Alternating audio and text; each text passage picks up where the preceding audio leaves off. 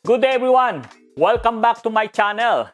Antz here bringing you another latest sneaker to share with you guys in this episode.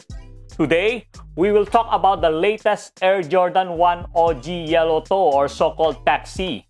But this time, we will compare this into the 2015 Air Jordan 1 OG Shattered Backboard 1.0. Because many of my sneakerheads friends say that this new Air Jordan 1 Yellow Toe, the material is almost similar to the SBB 1.0. And some say not. Alright, let's get into it!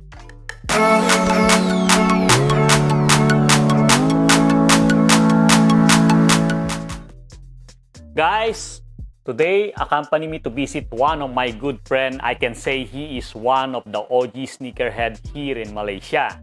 I am visiting him because I did not manage to get my own pair for today's release of August 13 of this Air Jordan 1 Yellow Toe or Taxi. Means I am borrowing someone's pair this time to share with you guys. Lucky I am surrounded with great people or friends who keep supporting me. Alright guys, let's go! Today we're going to enter my friend's room collection. Come on, let's go! Hey bro, how are you?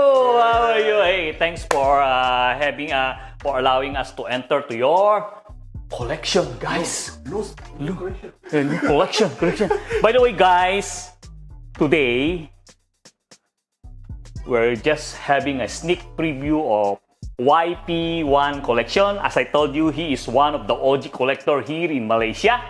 But as I told you, I didn't get my Taxi. So lucky I have a good friend like YP to allow me to borrow to review.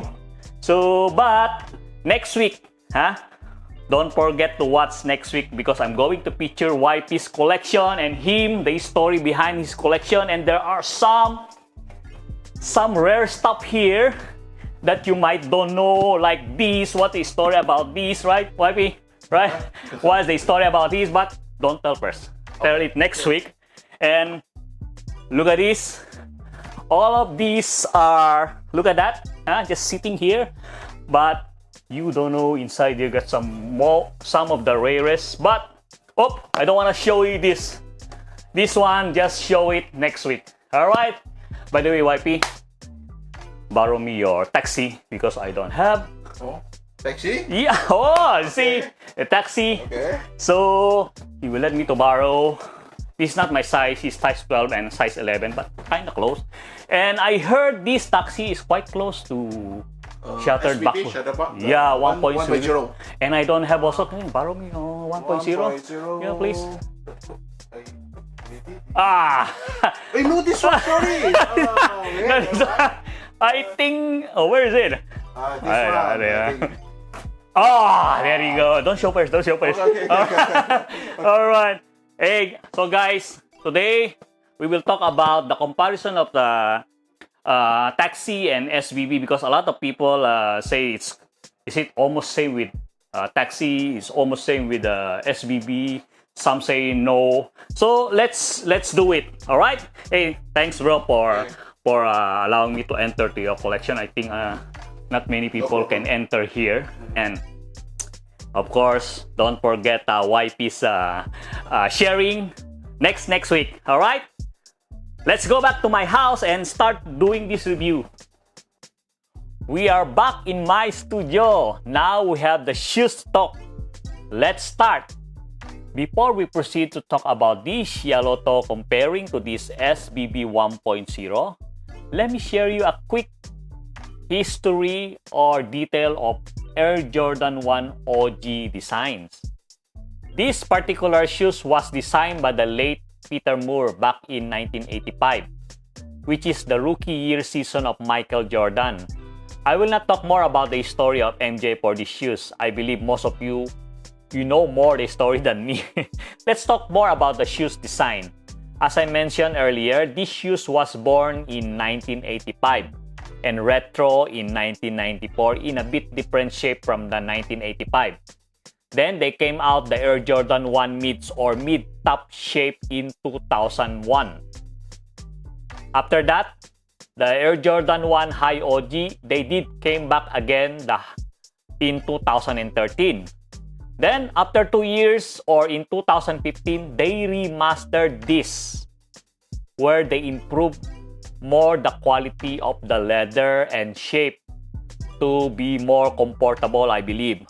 Not only for basketball playing, but also for lifestyle use, like how we rock our own sneaker now. And then last 2020 onwards, they came out the almost 100% shape of 1985 OG in different colorway. If I'm not mistaken, it's the Obsidian or so-called Georgetown and Neutral Gray. Take note this, guys. All high, mids, and low having Jumpman logo in tongue and behind of the shoes, we don't call that OG. Remember that.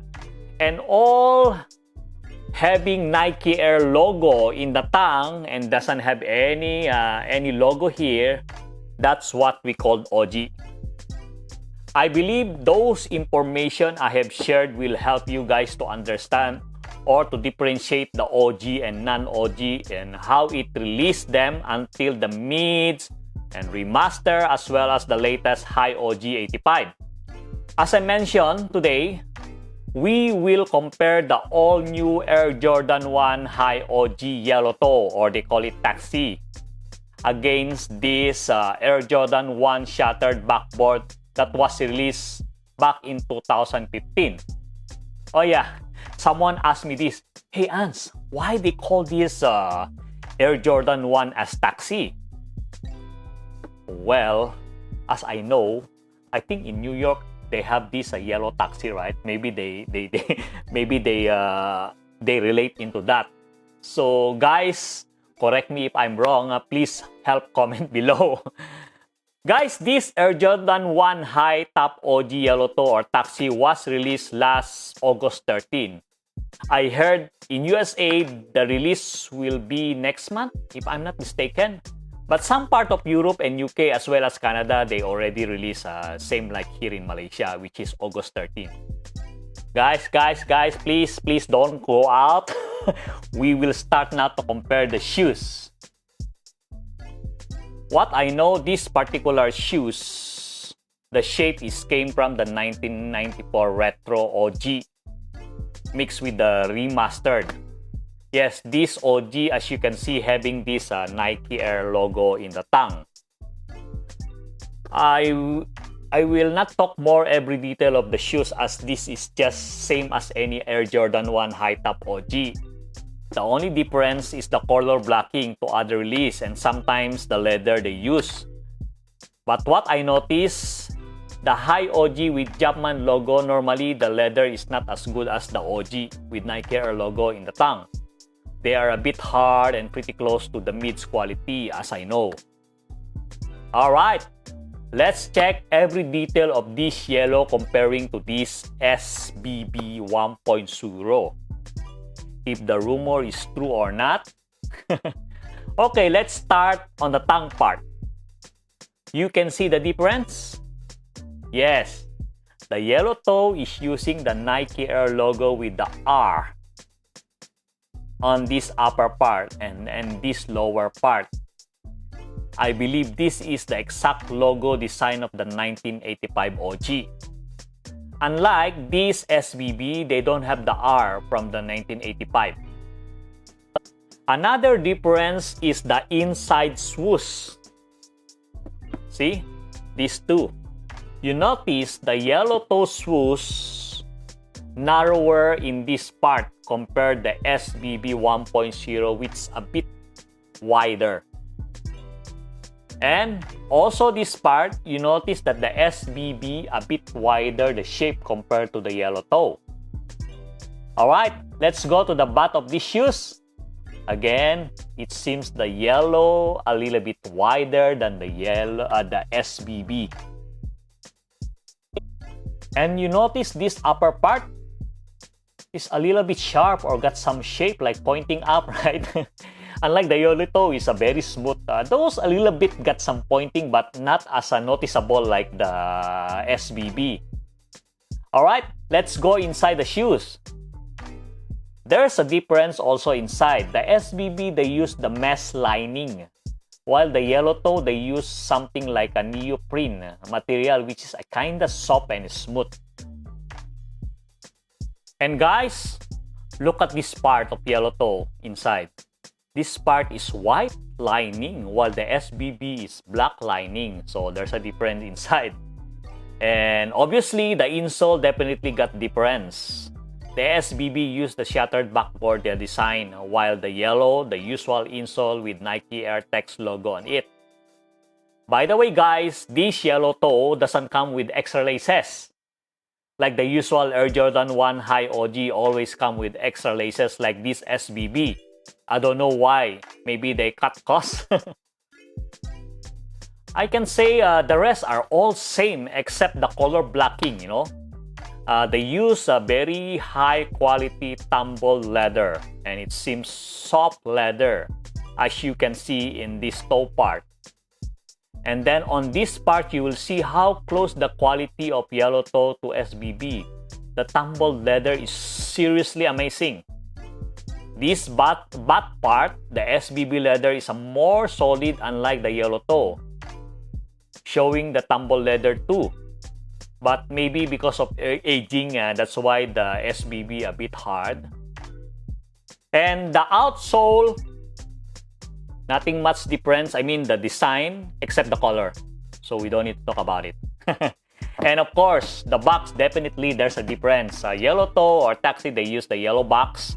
And then the SBB, they use the usual black Nike box. To conclude, if the yellow toe or taxi similar to SBB 1.0, for me, quality-wise, especially the leather, is 100% yes. Guys, this is just my personal opinion, okay? And for the shape and some details, I can say it is 97 or 95%. Means nothing much difference. The yellow toe or taxi for me is worth to cap or to add in our collection because of the quality and color blocking of this. Guys, I am reviewing, this is not my pair, but I get poison. I will definitely buying a resale of this. I think that's all for today. I hope the information that I have shared is really relevant to all of you guys. Guys, if you're new to this channel, please don't forget to subscribe, like this video, and click that notification bell below so that you will be notified for any new upload in my channel. Again, guys, thank you for accompanying me until the end of this video. See you again next time. Bye-bye!